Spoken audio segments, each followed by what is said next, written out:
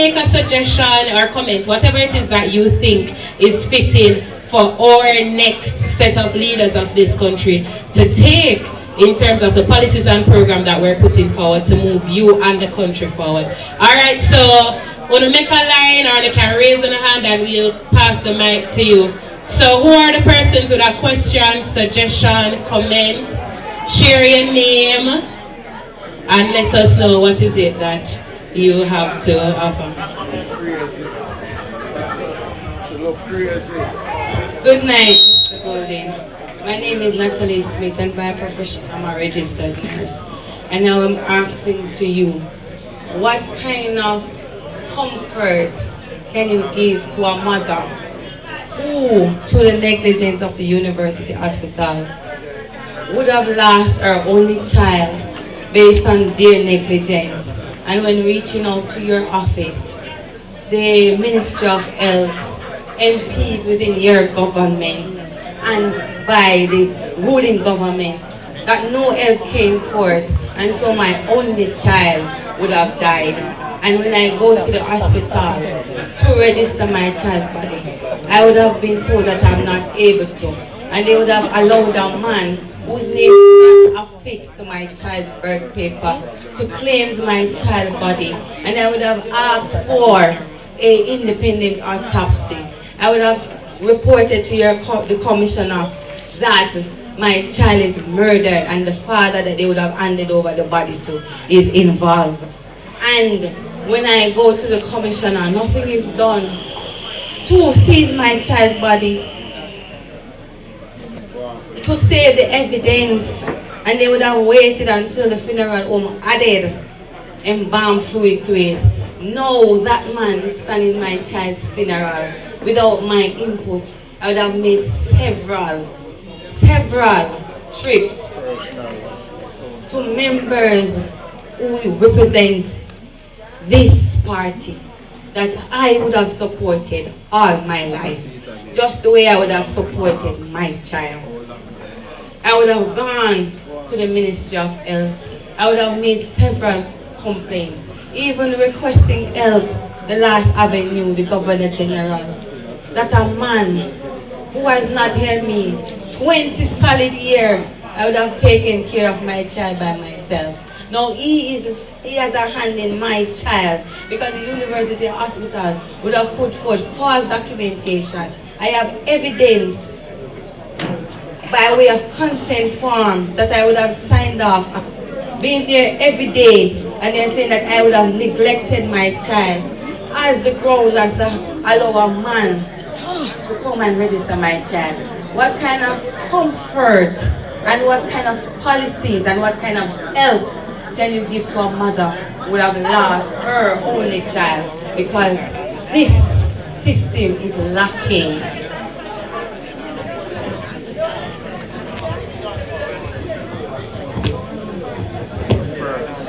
Yeah.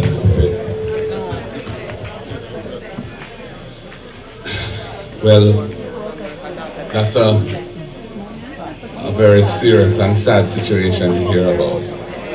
I'm very sorry to know of the pain you've gone through and your loss. I don't know when this happened. Is it something recent or was it long ago?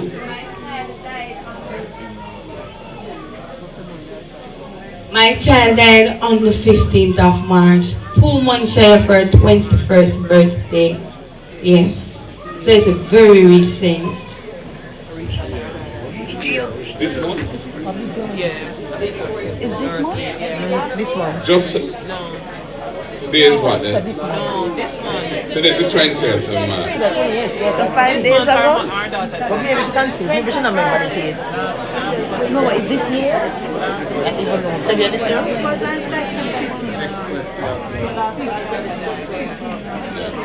Yeah. Your child died Saturday? Yeah. Saturday. Our daughter passed, yeah. But Saturday is when you were told that your child had died.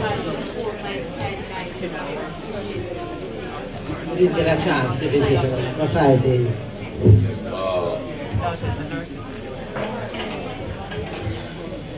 Well, in a situation like this, where you feel that the system has let you down, that you have been treated in a very unfair way, and that the death of your child was as a result of negligence on behalf of the hospital or those who are in charge of the care of your child. I mean, that is a situation where, first of all, you have to grieve. You have to grieve. You have to go through the process of adjusting to the loss that you've suffered, because it's a very painful thing for a mother, you know. But when you've had a chance to grieve, you know, at that point you can start to make some decisions. Do you want to seek legal advice and see if you can bring a legal claim to at least get some justice out of the situation? And you know, that is something which we could try and help you with, if that's the route you want to go. And quite often because unfortunately your situation is one that other people have gone through. Not very long ago I had parents whose baby had died at Bustamante, and they felt very much that the situation had been as a result of a lack of proper care for their baby. So this is happening very often, it seems. You know, and part of the problem is the way the health system is being run. You know, the basics are not there. Diagnostic equipment is not working. Machines are down. Yeah, for example, at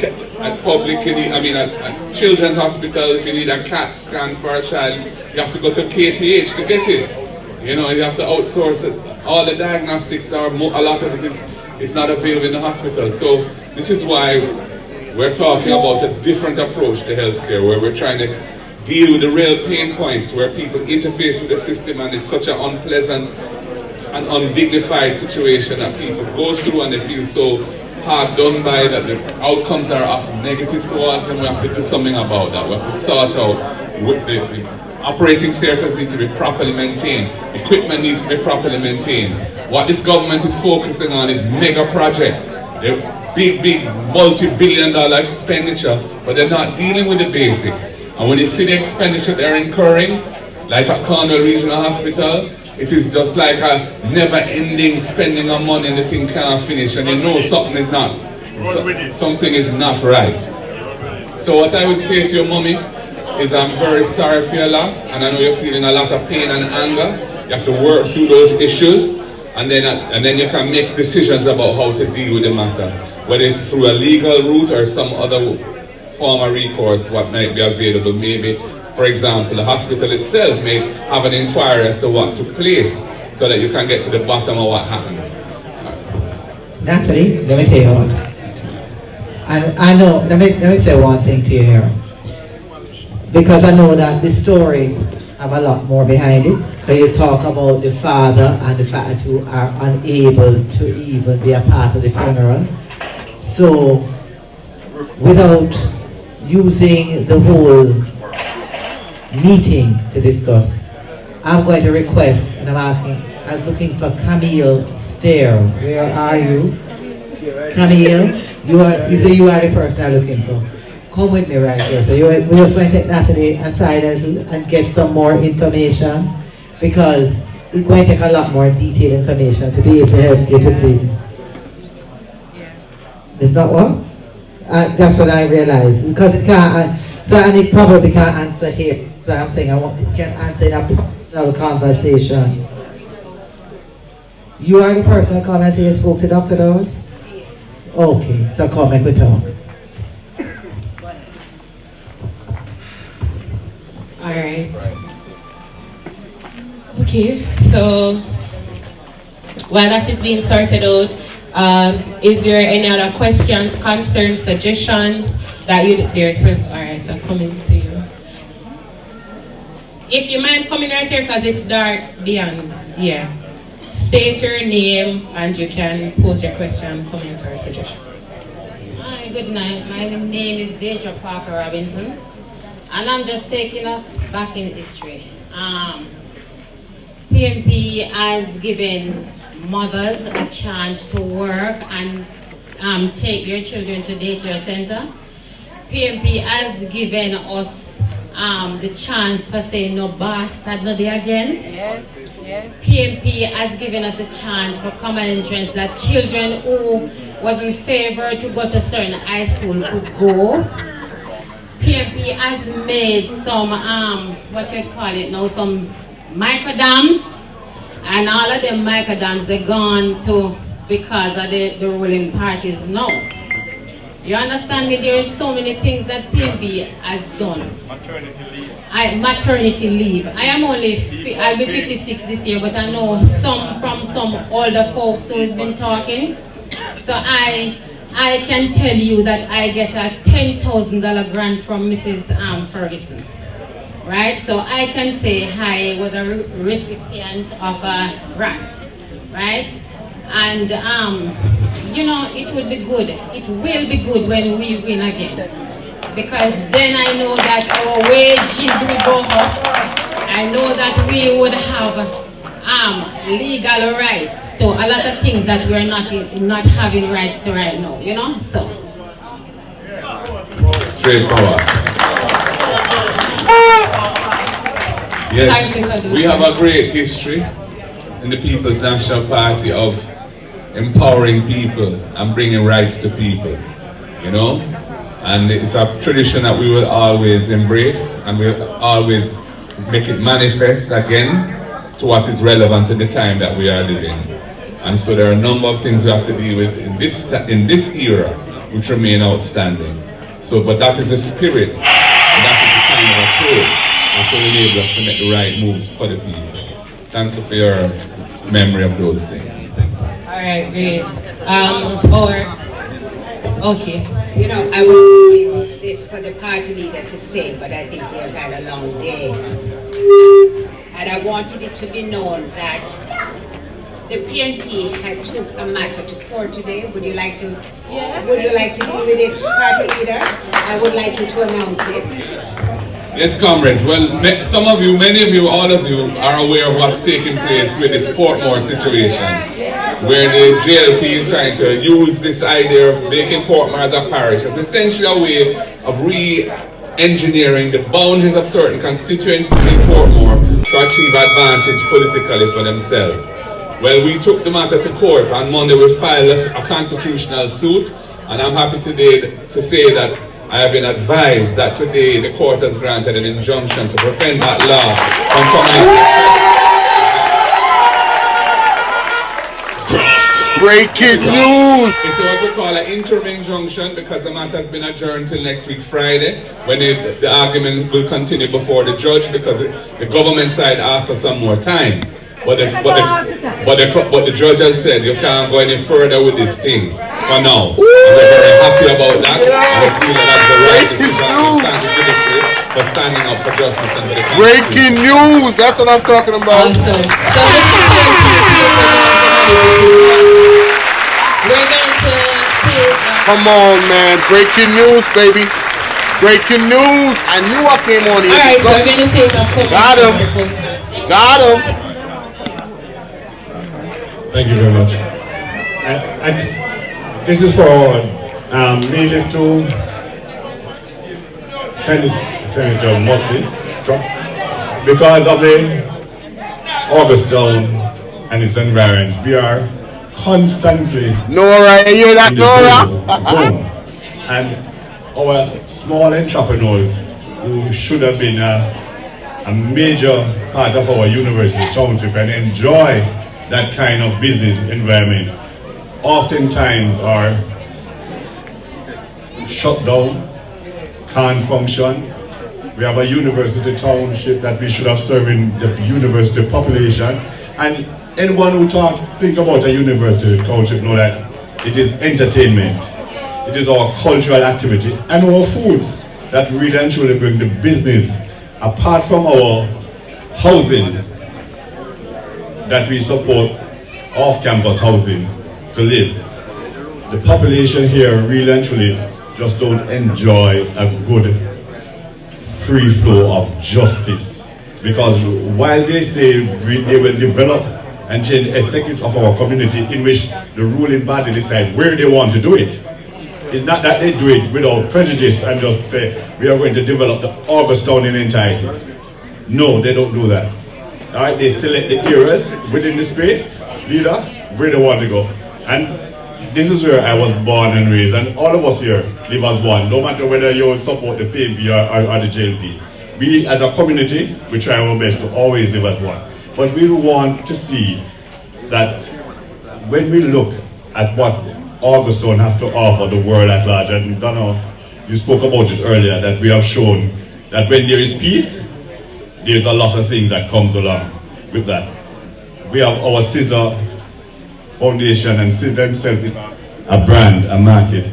We have Bedward, and we want to see those heritages, even Bedward itself becomes an heritage site where people are not afraid to talk about the history and the contribution that these people have made to Augustone and its development.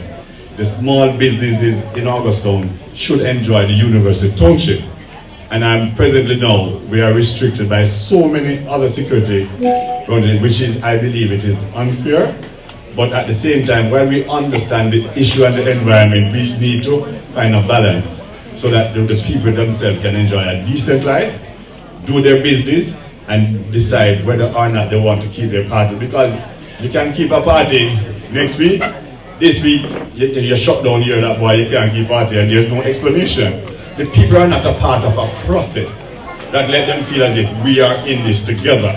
What I would really like to see, because as councillor, I get the complaints every day.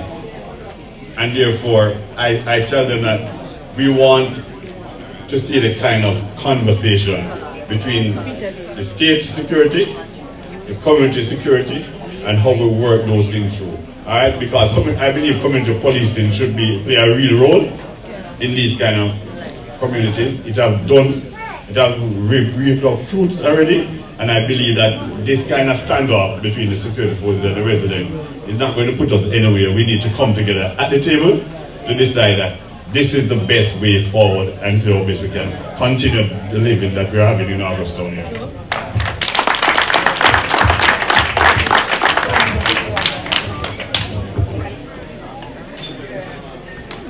I think my leader turned off the mic for me. It's on now. So, Councillor, you have really answered the question which you posed.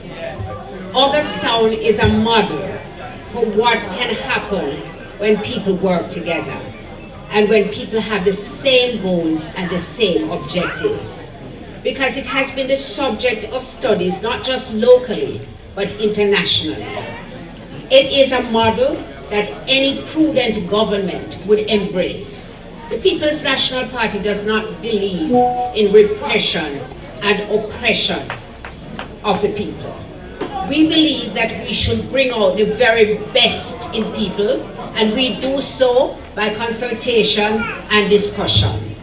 Community policing is always a way to go. But what is more important is when a community decides how it wants to live.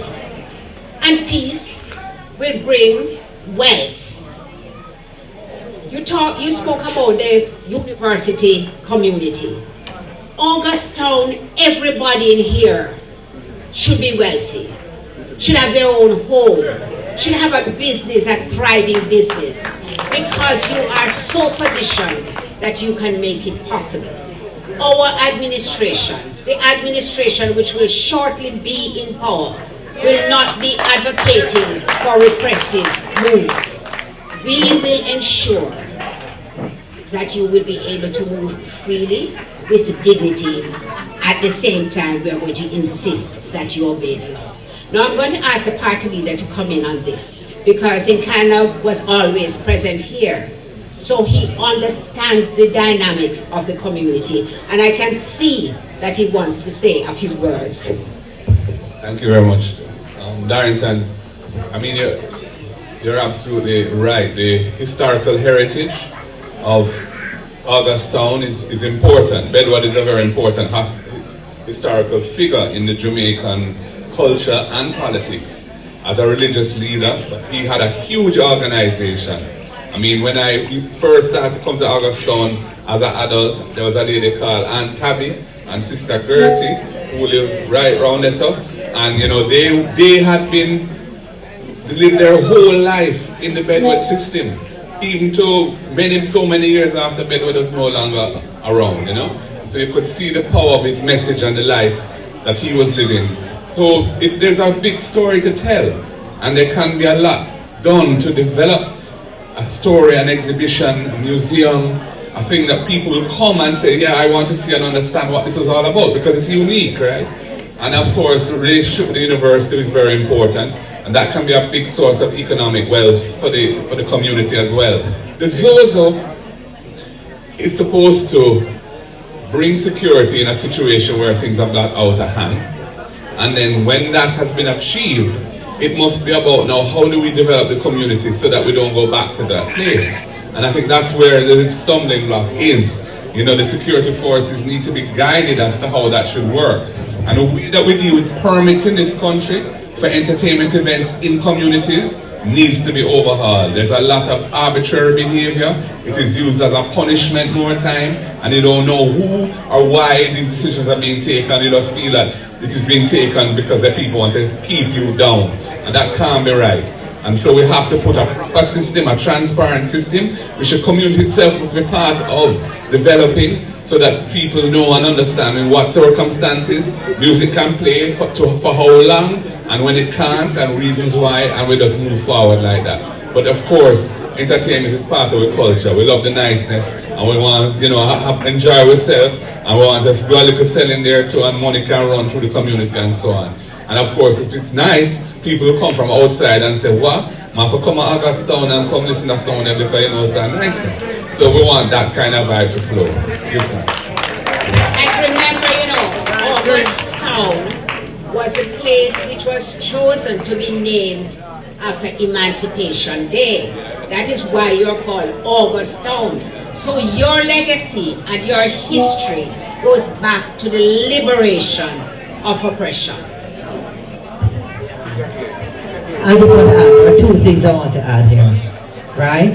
And yeah, Manley Avenue, for a good reason too. Yes. But two things I want to add. We had Deborah Hicklin here with us the other day, and we did a culture walk. And we know that out of that, we saw the potential for the development of a tour. A culture walk that took us from the mural down to Judgment Yard, go down to Sizzler Gully, walk down to the river, go look on the rock, and carry us all the way back up, walk over to the church, go look on the church, and get the history lesson from Mr. Campbell. Yes, thank you. Mr. Campbell had us in a nice little lecture there. We get the whole history lesson, and then we went over to the cemetery, which unfortunately has not been maintained despite being a national heritage site. And we need to maintain it. Yes, and we walk over to Bedward. We walk over to Bedward grave, and it's bush up all over the place, and we have to try keep it clean. And we have to work it through. But and so we can't pick up ourselves now because we have enough potential here in Augustown. But the other thing I think that we need to deal with is the ZOSO and the lack and the problem you have when you don't know how will a ZOSO get lifted. Yes, Comrade Donna Scott Motley and Comrade Leader, this is a problem we have to solve. What will cause a ZOSO to be lifted in a community? This is the longest standing ZOSO in Augustown in Jamaica. From them introduce it, a ZOSO is introduced, and it's still under ZOSO. When you come into your community and you see soldier checkpoint, it gives you a different kind of viewpoint of your community. You don't feel good. When do you take up a soldier checkpoint? When do you stop putting people under pressure? When do you begin to move that ZOSO out into development? And what will cause it to be lifted? Because there must be a way to get out of underneath a particular kind of oppressive law. That police can come in here and say curfew today. The way that the ZOSO law is written, once it is declared, it has to come to Parliament at intervals to be renewed. And they used to come very frequently, and they extended the period now to, I think, 6 monthly intervals. But there's been no clear policy direction from the Minister of National Security as to what needs to happen, what the circumstances have to be like for them to say, okay, we've gone far enough with this particular thing and we need to move on. So we don't really know what it is that what the criteria are, that would say, oh yes, all right, it's time to move on from ZOSO. And I think that discussion needs to be had, because some of the communities have been there. I mean, for example, Mount Salem, where this youth have come from, yeah, that has been under ZOSO from 2017. Yeah, I think it was the first with Denham Town. Both of them are still under ZOSO. Augustown has been on it for many years now. I don't even know how long it is. So, you know, we need some clear policy direction around it. And I think we need to have, for me, the way to deal with that was to have community engagement and say, how has it worked? Are you happy about it? Do you feel it has achieved something? What is the positives? What are the negatives? And how do we move forward? Because at the end of the day, the law must be for the people's benefit. The law was made because we thought, not us, but the government was trying to deal with that situation. We put our thoughts into it because there were certain things in there at the time that would have made it very oppressive, and we argued against those things and got some things changed. But it's not perfect, and the people who live through that experience must be our guide as to what needs to happen and how it ought to be dealt with on an ongoing basis. So to us, consultation with the people must be very much part of developing the policy as to how you come out of this situation. Thank you for that feedback and the comment from our councillor. Now, comrades, just before we go any further, there are about 4 persons who have indicated, so now 5, who have indicated an interest to share some feedback, comments, or pose a question. Some of our members from the People's National Party walked in, and so we must, hail them up. First and foremost, we have our region chair for Region 3, that's Kingston and St. Andrew, which we live, Comrade Dennis Garden, big him up, next member of Parliament for East Central St. Andrew. Thank you for joining us, Comrade Chair. We appreciate your presence. Comrade Richie Parchment, former member of Parliament for Southwest St. Elizabeth, right? The Southeast? Alright, Southeast St. Elizabeth. I never remember which one of the direction. But yes, thank you for joining us. So he's always here with us. He's no stranger to the constituency. Thank you. And Comrade, yes, they did a lot of work with us in the local government region chair. Thank you. Also, we have with us Comrade Patrick Roberts, right, the councillor for the Mullines Garden Division. And we have with us as well Councillor Carl Blake, right, from the Greenwich Town Division. Thank you for joining us. We appreciate your presence. Alright, so there are a couple of people who want to come in and kind of try and make it short time. I'm going to lay people at school and work tomorrow. Comrade Leroy, then it was Comrade Chantel, then yourself, and so let's just form a line so people don't get confused and think that we're overlooking them. So come to the front, Comrade Leroy, then Chantel, your third. Alright, so let's do it in that order. Good night, comrades. Good night, party leader and team PNP. Give up yourself. I have 2 things that I want to answer about. One, I remember that when Michael Manley was the Prime Minister, he had done something to control the prices in terms of sending out inspectors to control the price. I have a problem right now with the prices of things. Concern about the poorer class of people who cannot afford certain things based on the prices. Even the local shops around. The free market thing is getting way out of hand for even the poorer class of people to be able to afford certain things. People are selling things randomly for random prices.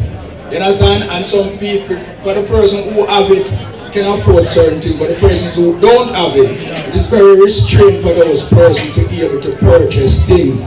So I'm just asking, when PNP come back into power, what we're going to do to control the prices of things? It's really getting way out of hand. Secondly, I just want to share about this. I think that the Prime Minister at this moment, I believe that he's playing God.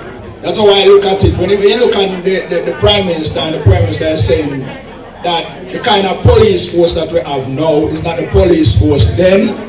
the type of police that we have now is not the type of police then. And he's saying that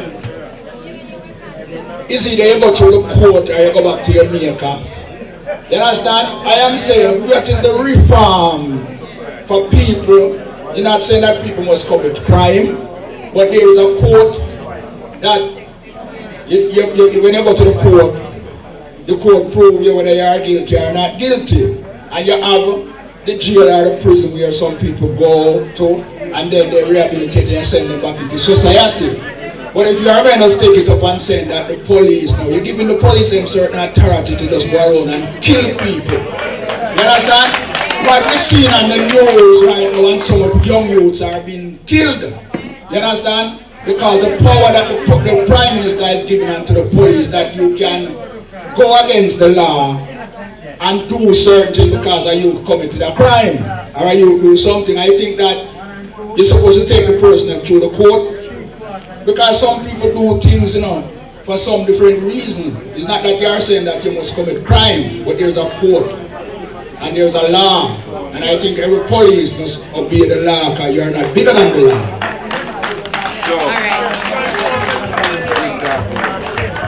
Alright, we're going to take all the questions, comments and feedback and then respond. So this is the last set of questions.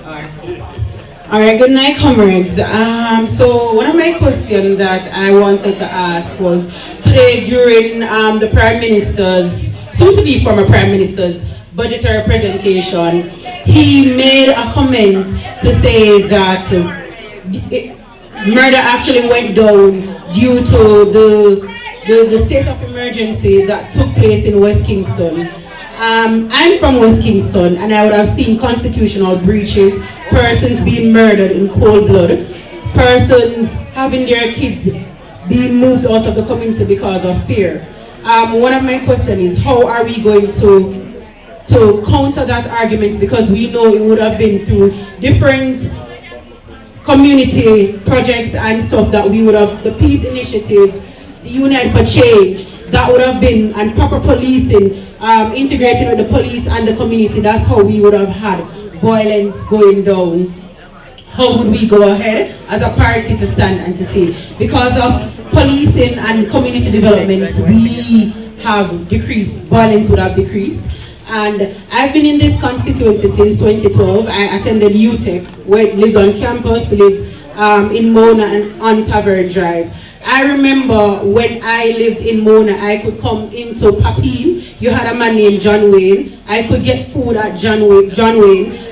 When I go down, because I'm a foodie, so I know all the joints. When I come to Tavern, I am able to get food somewhere in Tavern and even down on Mountain View in East Kingston, because I grew up there. And I would have seen where police, one night I was going home at about 3 a.m. and there was no curfew, and they said that there are curfew. And I'm concerned because for me, I know it's a class thing when they attack persons, because if you're from the ghetto, police, the reality is the police and the soldier, they don't come to you and they don't say, hey, whatever, they approach the persons in an aggressive tone. So for me, I feel as if persons within the PNP areas, they are being targeted. I don't want to bash the police, but I'm seeing where in Jarrett Lane, I've heard of cases in Mona Commons and other areas within the constituency where police are targeting persons. And fine, I don't have the regular experience. I'm from West Kingston. I can get down and I can get another, but I don't have the everyday experience of the ghetto youths being attacked by police.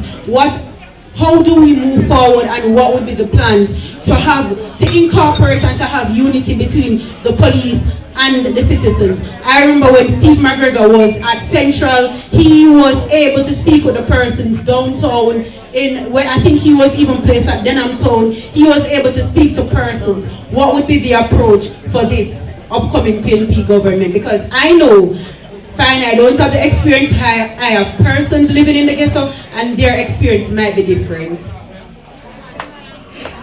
Okay. Good night. My name is Troy Jack. I grew up in Kenya. I have a law degree and I started working in business early. In countries like Scandinavia and the Netherlands, if the economy falls here normally it will take about 30 years to build back. Jamaica has been with independence since 1962 and all I see is most of the country dollar is sliding. What is your progress to help build the economy so that the dollar can be stable and the economy can fluctuate properly?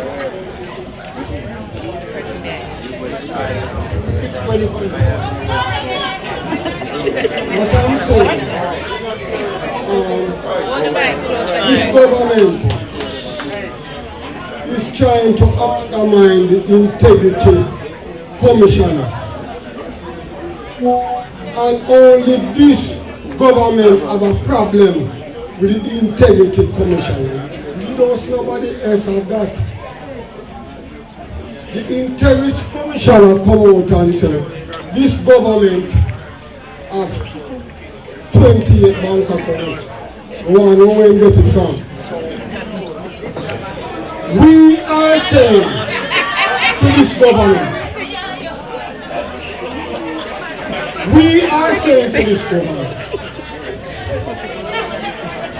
all these 28 bank accounts, where did you get it from? And then claiming to say, no money not in the whole of them. Right? And now you will be the next Prime Minister of this country. They want to undermine the Integrity Commission, and the only people have problems with the Integrity Commissioner is this government, Parliament. You understand? Yes. And we are saying to you, Mr. You will be the next Prime Minister of this country. And we want to know what you're going to do to strengthen the Integrity Commissioner for these corruption what this government are doing.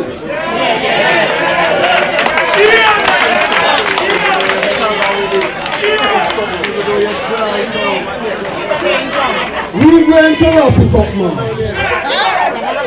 because we know that the People National Party cannot lose this election when it can. And we want you to do something to strengthen the Integrity Commissioner that they can afford to investigate the corruption what's going on. Thank you, ladies and gentlemen.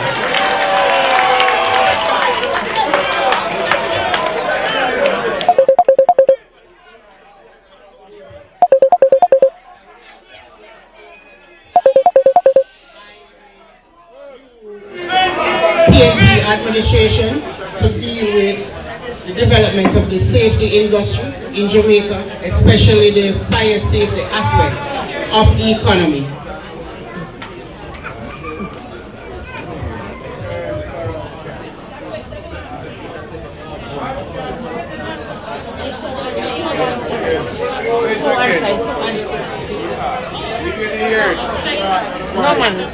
Say it again. I'm just asking if you have any plan to develop the fire safety sector of the economy.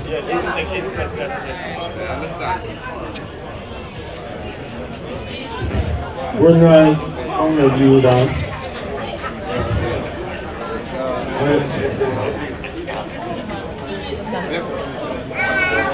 Yeah, Mr. Bolo, what I would like to find out, our former leader, which is Michael Joshua Manning, he came to this island of Jamaica of premium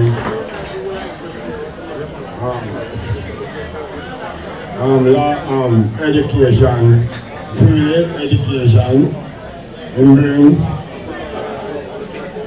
education to the world people in this country. Jamal class, right? I want to know, in between AMC, when I see I go up and down from rice and flour and sugar, you don't forget them something there. You style that black scandal bad, you don't forget them things there. See I go tell you, say, if you lose the election, you can't lose the war. You bring the first shipment of government, you don't pass out on that. And them dropping on the wrong hand.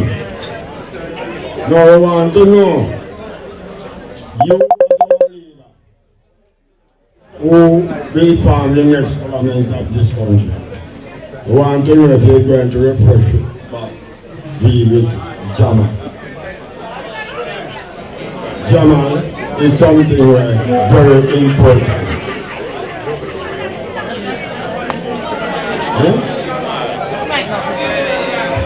Alright, there's just one more, thank you for that. There's just one more question.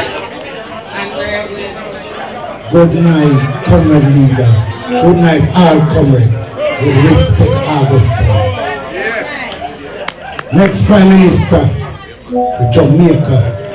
What I want you to do when you win this election, before, as a winning night, make sure the morning, the whole and Prime Minister, who are going to know visa, that's him doing left the island. Remember, doing left the island. You understand? He's a bad man, you know, but he can't better than you, so they put you up front as a PMP. Hold on your foot, don't let go. Keep up Michael Manley thing. I was at the funeral, you know. I was at Michael Manley funeral on North Street. And I was security at Michael Manley funeral. Julian Robinson, consequences, big him up to. Big up yourself. Alright, thank you. Yeah. Alright. Well, I hope somebody took a little note. I'm going to start with the Integrity Commission question. When I was Minister of Justice from 2012 to 2016, the whole concept of the Integrity Commission was developed by myself and a team of experts who I had engaged to go and do a survey of the different anti-corruption systems around the world, identify which ones were working, which ones were superior, which ones were defective, and put together a report with a design of an Integrity Commission for Jamaica. Because what existed then was a fragmented situation, meaning several different agencies dealing with several different things, like parliamentarians were dealt with this one, public servants were dealt with this one, the contractor generals over here dealing with contract. They couldn't talk to each other, they couldn't share information, and it was really not a satisfactory arrangement. So we consolidated everything into one agency. It has the power to prosecute corruption offenses, it has power to share information with law enforcement and tax, it has power to receive and require information from law enforcement and tax, and to share and receive information with similar bodies around the world. It is a very powerful organization. But because their work has led them in certain directions, which are inconvenient politically, because some of the people who are under investigation for illicit enrichment are sitting in the parliament, the 8 of them, and one of them is the Prime Minister himself, and has not been able to get past the report that they did on him, which is still outstanding and hasn't been addressed. They want to dismantle or neuter the Integrity Commission. And this is a very serious issue for Jamaica, because corruption is one of the reasons why some of the things that we need we're not getting. Good road, good hospital and clinic, better facilities at schools and so on. The money that should be available is not always reaching where it needs to reach because corruption in the system. So we are fully dedicated to a strong Integrity Commission. It will have our full support. We will not interfere with it. It is not our role to interfere with it. It must be independent. The only thing I expect of them is that they must respect due process, so that when they're investigating, they do so fairly. And then I don't want them to be an instrument of bad administration or anything of that kind. But as long as they are behaving as they should, then meaning that they're complying with the law that governs them, and fairness, the rules of fairness. We will allow them to do the investigations, to prosecute who's to be prosecuted, and we will ensure that they have sufficient resources to do their work, because that is very important. And any wrongdoings that have gone on under this government, those will have to be thoroughly investigated, and whatever action should take place, and let the chips fall and lie where they fall. All right. That's one. Yeah.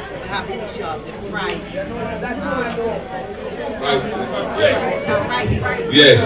The first question was in relation to price controls. Now, in the 70s, we were operating in a different world in which there was basically two systems. There was a socialist system and there was a capitalist system, and they were not, it was an antagonistic situation between the East and the West, as they were called. My command was trying to chart a course where we were independent, we were friends with everybody, and not ruled or controlled by anybody. We stand up in the world on our 2 feet. And the system that was designed then included things like basic food items. There was a price commission that set and controlled any modification of prices. And a lot of the importation of basic food items was handled by the government through what was then called the State Trading Corporation. After 1980, the Washington Consensus, of which Dr. Hutton spoke, said essentially those things, that system needs to be dismantled and cut out, because you're going to have inefficiencies, you're going to have waste, and the way in which you ensure that prices are controlled is not through the state trying to determine what prices should be, but by competition, by having people competing in the marketplace and trying to attract business by offering the best prices so that people will come, or good service. That is the way that that system is supposed to work. What we need to ensure is that there is a Fair Trade Commission that is supposed to look at how the market is operating, and where players in the marketplace, businesses in the marketplace are not operating fairly, they're misleading advertising, they're price gouging, there's collusion. That needs to be stamped on. And so those agencies need to do their work. The government can also play a role, because certain taxes at the wharf and certain taxes that are imposed on trading, GCT, SCT, customs duty, we need to really look at the impact of those things on the basic food items and see what adjustments can be made so that the prices can come down for the people. And we're committed to reviewing those things and seeing what can be done in that regard. Yes, the exchange rate. Now, Jamaica has had challenges with foreign exchange historically, because we don't produce enough foreign exchange earning goods and services to pay for the things that we need to import to maintain the lifestyle that we're accustomed to. What we have done though in the last 10, 12 years is manage the economy in a more sound way, so that the debt of the country has come down and the need of the country to find foreign exchange to service debt compared to the size of the economy has been getting into a better balance. And as a result, the Bank of Jamaica, the central bank of the country, has been able to build up substantial reserves of foreign exchange. We have, I think, 5 to 6 billion US dollars of reserves, which are there to try and ensure that our currency doesn't continue to just fly, fly, fly. And in fairness, the dollar has been relatively stable over the last few years. You know, it's been hovering around between 153 and 156 to 1. That is where it had reached before. We're not seeing runaway devaluation. So I think that you have to give the system in that regard some props, because the Bank of Jamaica has been doing a decent job at managing the exchange rate. There are other issues in their interest rate policy and so on, which are controversial. I don't think we need to get into that tonight. But you know, in terms of foreign exchange management, Jamaica has reached, I think, a point now where we're managing that fairly well. And that is not something which I think is politically controversial, because the architecture that has been put in place to achieve that is architecture that both sides have contributed to. So I think there's a commonality that as to how we should deal with those things. What again? Yes, yes.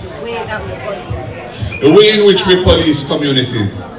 And you know, we do have a history of problems in that regard. And you know, first of all, I want to big up the police who go out and do their jobs and do it in a respectful way and expose themselves to danger and dealing with criminals and so on. I'm not here to bash any police officers. But at the same time, the community that I represent, the constituency that I represent, South St. Andrew, I hear the same cries that you were speaking of. That some police, and it's not all by any means, but you have like 1 and 2 maybe, who don't have no behavior. And them chuck it on people in some way, and they need to be, the management of the force needs to make sure that when that happens, it is addressed. So it doesn't become a sore point of contention between the citizens and the police, because the police need information from the citizens so that they can police the area properly. And if the relationship is not good and constructive, then that flow of information won't happen, and then you have problems. So it's really a community policing and a good relationship needs to be seen as being very important. And where you have situations of abusive behavior, it needs to be dealt with resolutely by the management, and if they're not dealing with it, institutions like Indicom are there to step in. And so that is very important. We're in favor of body-worn cameras. You know, we believe, for example, a very important practical way of holding police officers accountable and for their own protection, so people can't turn their life on them too, is to have the body-worn cameras where they're going into on operations where they may be in conflict with bad men or whatever. The cameras are there to say what really happened, and it's going to encourage that their compliance with the rules and the laws that they're supposed to uphold and not break, and also give them protection where others may be tell life on them and them can say, well, that is not what happened, and the camera is there to show. And I must tell you, I'm a little disappointed that the fact that after so many years, because when we were in government, we were seeking to introduce the body-worn cameras, and still, you know, 9 years after, it is still not being used as it should. And you know, some of the comments of the Minister of National Security, the Prime Minister, send a certain tone which I don't think is correct. You know, can't be saying about, you know, meet your judge or meet your maker, like as if, you know, law and whoever has the biggest gun can do what they like, and if you don't like it, well, go court. No, that is not the message we want. We need to live in a nation of laws where people have rights which must be respected. That's not to say that we don't understand the importance of enforcing the laws and being, sometimes police have to be very, very firm because they're dealing with people who are doing very bad things. But at the same time, you can't be sending messages that suggest that they can behave in a callous way and then people suffer the consequences. Not you who made the statement, because you're Mr. Big Man and nobody not troubling you, but the youth who are there in the communities being policed sometimes feel the effects of the kind of attitude that that narrative and that way of speaking puts into the mind of certain people. So I think it's a very important thing that you've said. And you know, we believe in the rule of law, we believe in due process, we believe in respect. And so we expect the police to live up to those standards as well. And that is what we're going to require of them when we're in government. Thank you.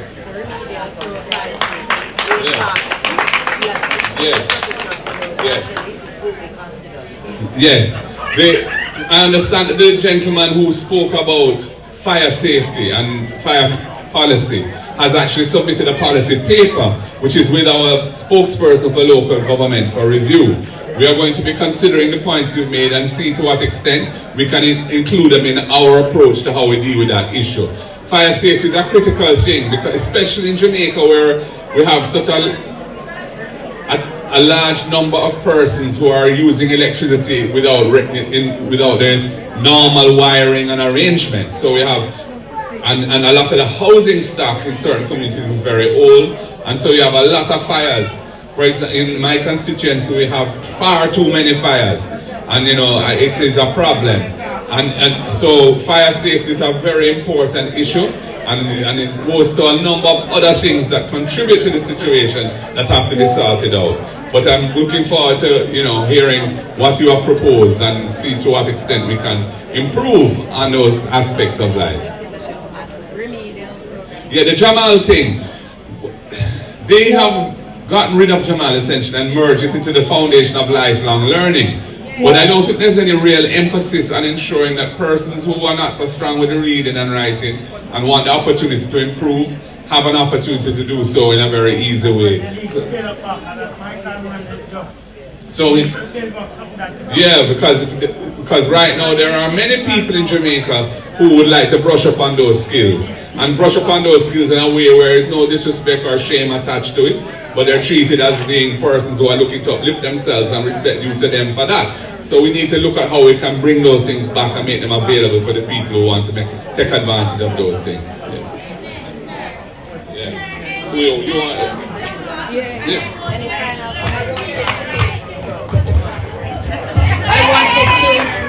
I wanted to say one last thing, just to thank you all, firstly for being so attentive and for participating in the way that you have. But I want to encourage you, just like how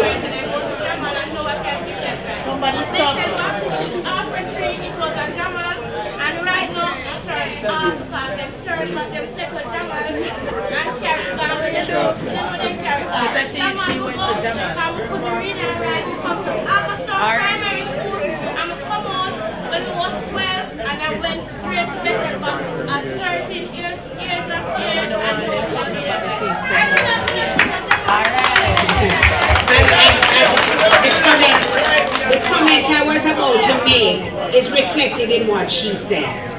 We are a listening group. We are going to be government and we want to hear your views. So just like how Dwayne Parkinson could produce a document that would on fire safety and send it in, I'm encouraging you. You might not want to write something, but you can send your representative a voice note that they can pass on so we can put it in our policies. Because one thing we do not forget is that we are here to serve you.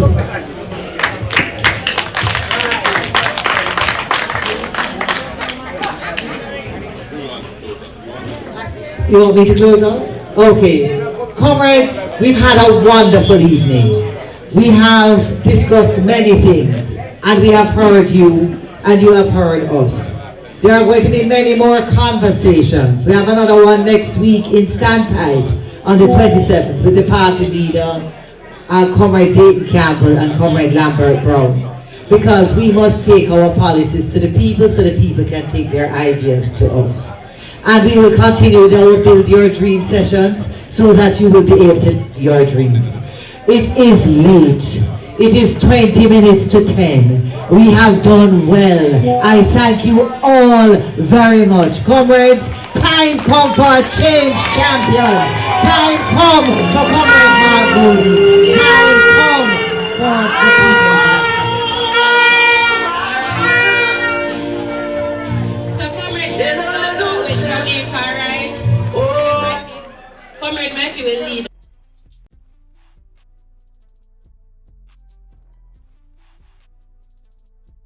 All right, ladies and gentlemen. Yo.